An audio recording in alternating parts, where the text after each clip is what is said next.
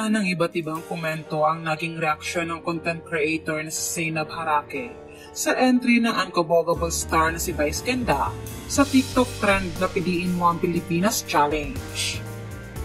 Sa video kasi ni Vice na umabot ng 2 minutes ay mapapanood ang kakaibang galing nito nang ipakita niya ang iba't ibang isyong kinakaharap ng bansa katulad na lamang ng kahirapan, kawalan ng trabaho, traffic at polusyon.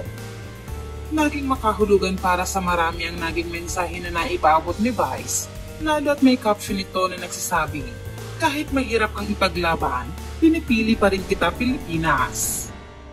Dahil dito ay umano na papuri ang video nito ni Vice at labis na hinangaan kung paano ginamitan ng talino at galing ang video at hindi lang basta nakisabay lang sa uso. Komento ng ilan, "This is what you call social awareness po, using the trend.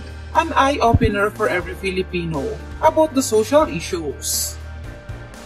Kahit madaming issue sa Pinas, sa bandang huli, pinili pa din niya ang Pinas. Yun yung tema naman ng kay Vice.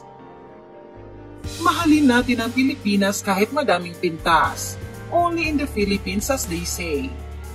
Gayunpaman, natuwa ang atensyon ng ilan sa naging komento ni Zainab sa entry na ito ni Vice dahil tila raw hindi nito nakuha ang mensahe ng video nang sabihin nito, "Laro, hahaha, love you." Hindi nga nagustuhan ng ilan ang komentong ito ni Zainab dahil ayon sa kanila, makatotohanan ng lahat ng ipinakita ni Vice sa kanyang video at makikita na totoong nangyayari ito sa bansa. Dahil nga dito ay hindi inaasahan ni Zainab na aanin ng mga negatibong reaksyon mula sa mga netizens ang kanyang naging komento kay Vice, kaya naman agad itong humingi ng tawad sa mga na-offend niya. Paghingi ng tawad ni Zainab, "Sa mga na-offend ko sa comment ko kay Meme Vice, I am really sorry. Na-amaze lang talaga ako ng sobra sa pagiging witty niya sa paggawa ng content dahil napasok niya ang social issues in which we all should be aware of. I really do love her and I will always support her no matter what." Nagkausap na din kami ni Meme Vice about this.